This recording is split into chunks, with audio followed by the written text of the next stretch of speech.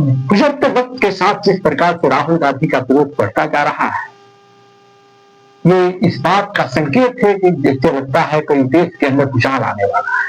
Bharatiya Janata party जिस प्रकार से राहुल गांधी का विरोध कर रही है, ये इसका प्रमाण है कि कहीं न कहीं किसी न किसी प्रकार से कुछ राजनीति के अंदर फेरबदल होने वाला है।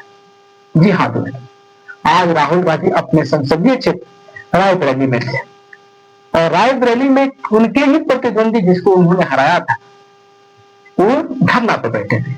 जैसे राहुल गांधी रायबरेली में प्रवेश करते हैं, उनका विरोध शुरू हो जाता है और उस विरोध में ये कहा जाता है कि राहुल गांधी माफी मांगो, राहुल गांधी माफी मांगो। जी हाँ दोस्तों, आपने ये सुना था कि राहुल गांधी जब बिहार से वोट चोर गद्दी छोड़ का जब नारा दे रहे थे, तो भारतीय जनता पार्टी को मिर्ची लग रही थी।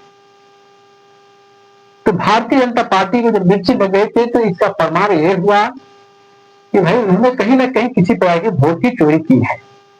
यदि वोट की चोरी की है तो उसका पर्दाफाश आज तो कल होने वाला है। इसी बात का डर भारतीय जनता पार्टी को सता रहा है कि कहीं यदि मेरा पर्दा खुल गया, यदि कहीं पर्दा हट गया तो मेरा इज्जत नीलाम हो जाएगा। इन्हीं चीजों को लेकर जो है भारतीय जनता पार्टी जो है रायबरेली में राहुल गांधी का विरोध कर रहे थे। और जैसे उनका काफिला पहुंचता है, जैसे उनकी गाड़ी जाती है, उनकी गाड़ी के ऊपर पर विपक्षी पार्टी के लोग, एनडीए के लोग उनके गाड़ी पर हमला कर देते हैं। किसी प्रकार से स्थानीय पुलिस और उनके जो सुरक्षा कर्मी है, उनको किसी तरह से वहां से निकाल कर बाहर ले जाते हैं। यहाँ दोस्तों आपको ये बता दें कि राहुल गांधी के काफिले पर हमला होना ये आम बात नहीं है। आप ये सोचिए कि यदि आपके देश के अंदर विपक्षी पार्टी नहीं रहेगी तो आपकी आवाज को कौन उठाएगा? आपकी आवाज दबकर रह जाएगी, आपका विकास रुक जाएगा।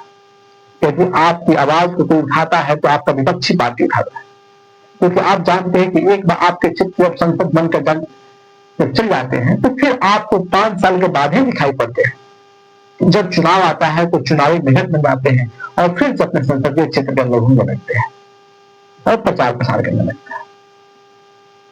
भारत की राजनीति इस प्रकार जो है हो गई है कि जिसमें गाली गलौज पर आकर भारतीय राजनीति आकर रुक गई है, सिमट गई है।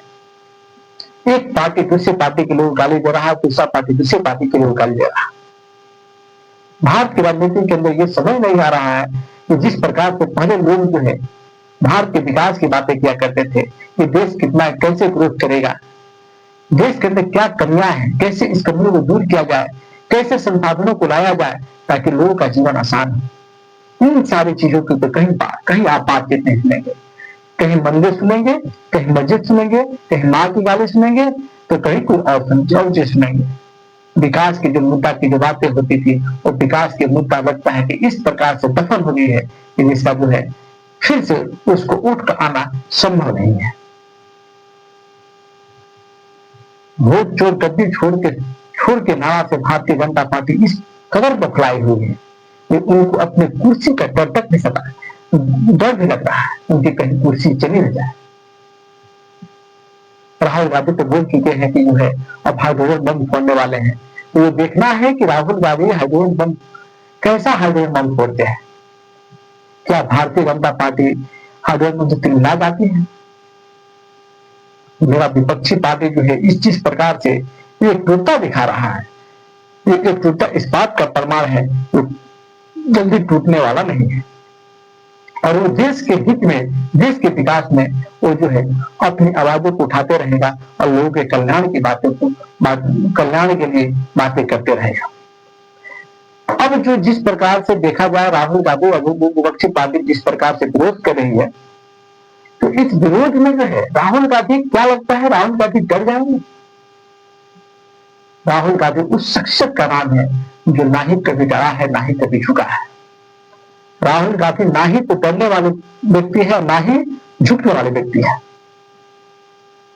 शुरू में जो है राजनीति में प्रोत्साहन का उनको परिपक्वता नहीं थी, लेकिन जब से वो कन्याकुमारी, जम्मू कश्मीर से कन्याकुमारी तक पैदल यात्रा जब से उन्होंने की है, तब से उन्होंने लोग के दुख दर्द को समझा, लोग के मनोभावनाओं को समझा और जिसका परिणाम ये हुआ है कि लोग विचार रहे हैं, लोगों की समस्याओं को सुन रहे हैं और जहां तक हो रहा वहां तक समाधान भी कर रहे हैं।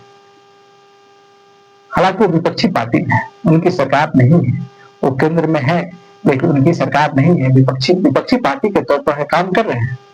अभी सरकार में एनडीए की सरकार, भाजपा की सरकार में नरेंद्र मोदी है। नरेंद्र मोदी जो विकास की जो डोर को थामे हुए थे, जिन विकास की डोर को दिखाए थे, क्या उस विकास की डोर को थामे हैं? ऐसा तो नहीं लगता है। कोई लोग ऐसा लगता है जैसे जो विकास की डोर को बताए थे, इस विकास की डोर को पकड़े हुए थे, वो विकास की डोर को छूट चुके हैं।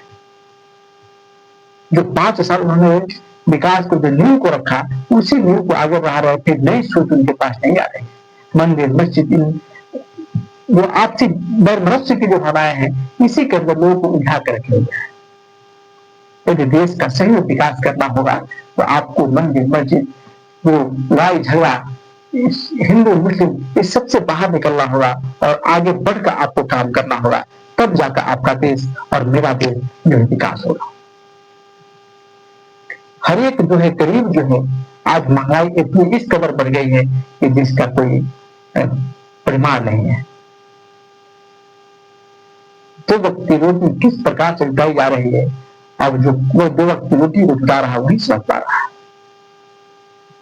जिसके पास जॉब है, जो नौकरी करते हैं, वो तो 2 वक्त की रोटी जुटा लेते हैं, लेकिन वैसे लोगों के बारे में सोचिए जिनके पास जो है 2 वक्त की रोटी जुटाने के लिए जो कोई साधन नहीं है, जो रोड के किनारे बसते हैं, उन लोगों का क्या होगा? उन लोगों के बारे में सोचना होगा।